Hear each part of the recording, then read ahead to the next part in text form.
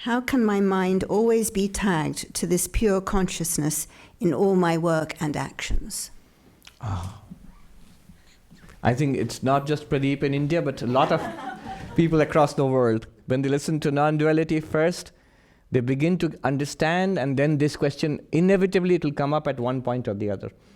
I see, yes, such a thing is there.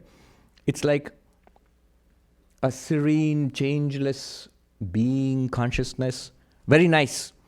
But I don't seem to be somehow in that frame of mind when I'm driving, walking, talking, acting in the world. I'm mixed up. And that background reality is so nice. How can I be there all the time? There's a verse in the Mandukya, the second chapter, a very beautiful verse. The last verse of the second chapter of Mandukya Karika. Tattvam adhyatmikam drishtva, tattvam drishtva tu bahyata, tattvi bhuta stada rama, tattvada pratyuto bhavet. Very beautiful.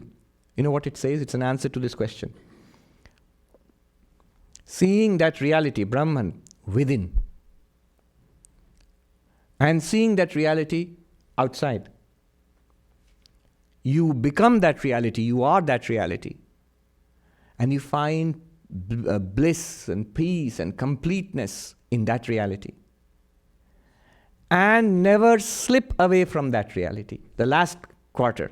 Tattvad apratyuto bhavet. What do you become? You become that which can never slip away from that reality. I have a feeling the questioner would say, yes, that's what I want. Advaita Vedanta says that's what you already have. You've always had it. You suffer under this notion that I have slipped away from it. Even when you think that you have slipped away from it, you have not. Let's see how I can put it. There are many beautiful ways to put it. First of all, notice this one.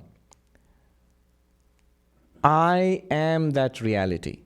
It's not that reality, it's not Brahman, it's not Atman. We use all those terms, but those terms can be distancing sometimes. Yes, my Brahman is fine, but I have a problem. Atman is fine, my Atman is fine, like my liver is doing well. But I have a problem. Atman is you.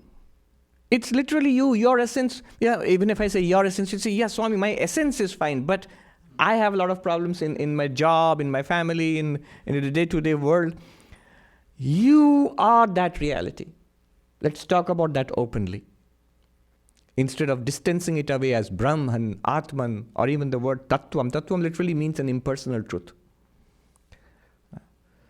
So I am that. How can you ever be distanced from yourself? How can you ever slip away from yourself?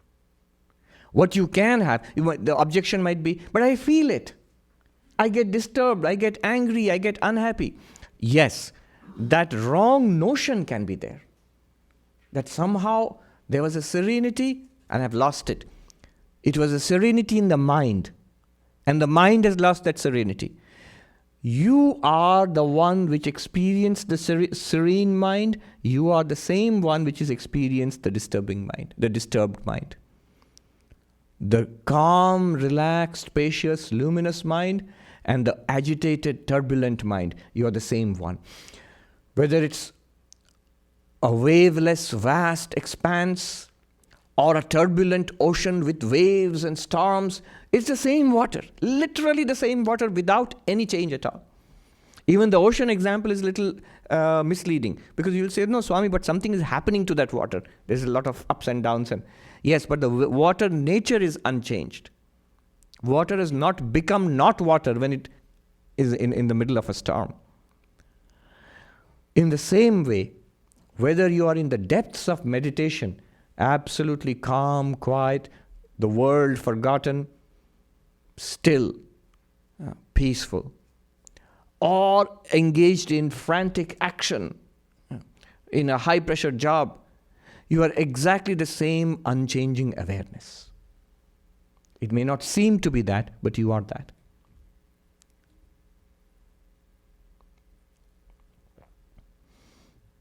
Let me see how I can put it.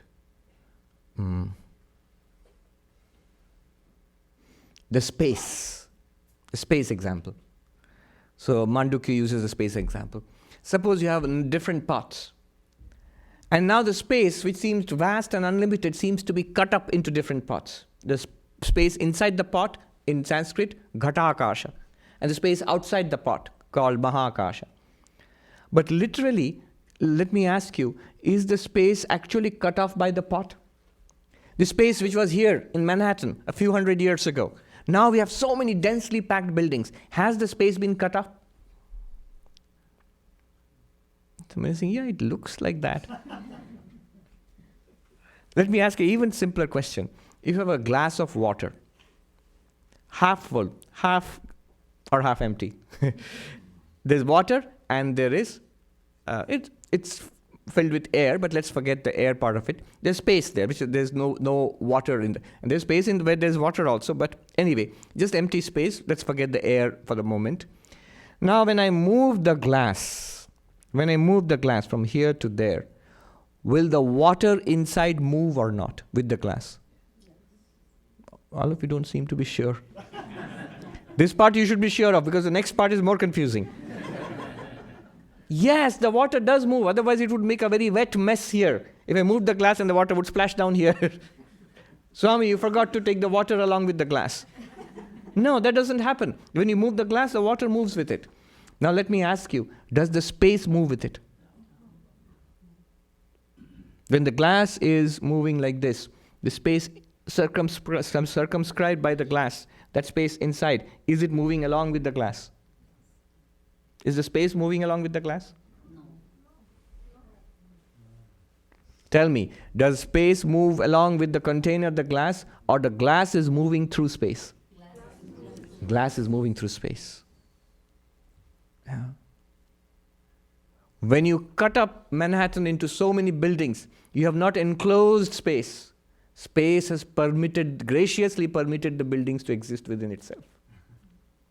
Now, what can happen is, in one pot, there may be smoke and soot.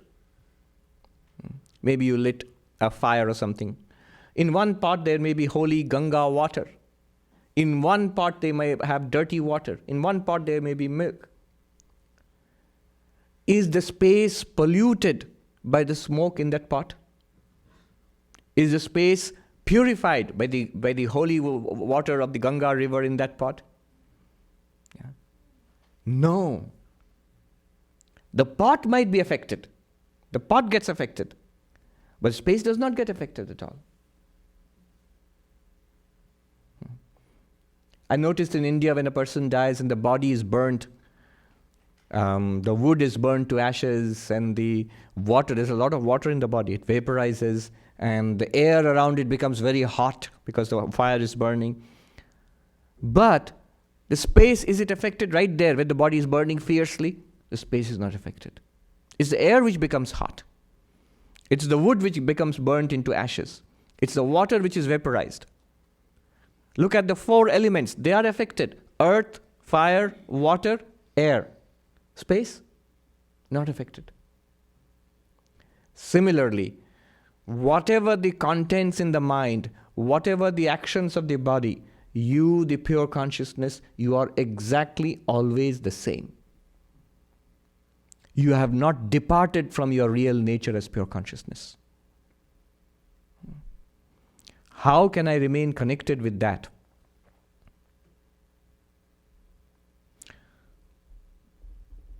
What he is asking, I know, because it's something that we also ask.